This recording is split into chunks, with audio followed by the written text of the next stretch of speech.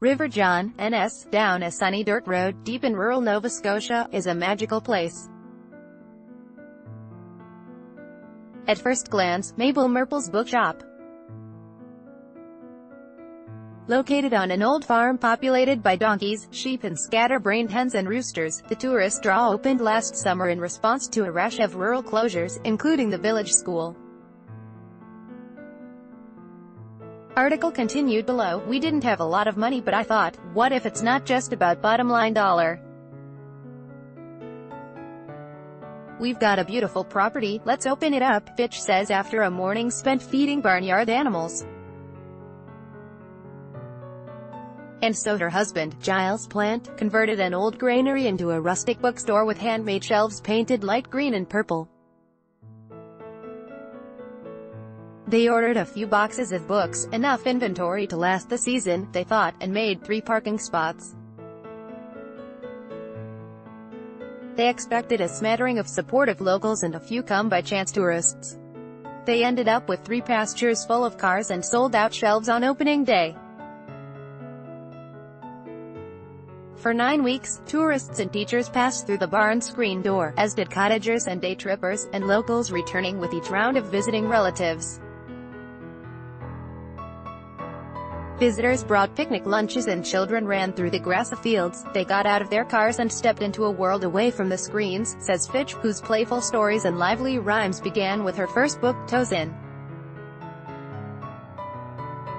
My Nose. In 1987, they could sit and have an egg salad sandwich and lemonade and read a book. Article continued below. Mabel Merple's became the little bookstore that could, selling local titles and championing Atlantic literary tourism as a valid industry. The bookstore is on a back road, in what some might affectionately call the middle of nowhere, a few turns off the province's famed Sunrise Trail. It opens for its 2nd season July 2nd to host Read by the Sea's Wordplay Children's Book Festival, with readings by authors Paulette Bourgeois, Wesley King and Justin Gregg. This time, mystery books and mind, body and spirit sections are being added to the collection of children's books, non-fiction, poetry and award-winning adult literature. Last year people came in and said, "Where's your mystery section?" Fitch says.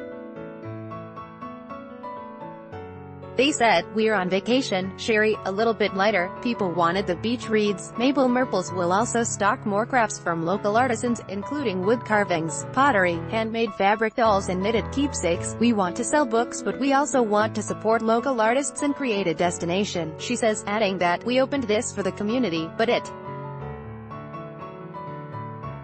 was community that helped us build this." The bookshop is located on an old farm with animals populated by donkeys, sheep and scatter-brained hens and roosters. Andrew Vaughan, the Canadian Press. Storytelling surrounded Fitch as a child growing up in New Brunswick when her father would dream up fanciful bedtime stories, while her mother filled the house with tongue-twisty songs from the 40s.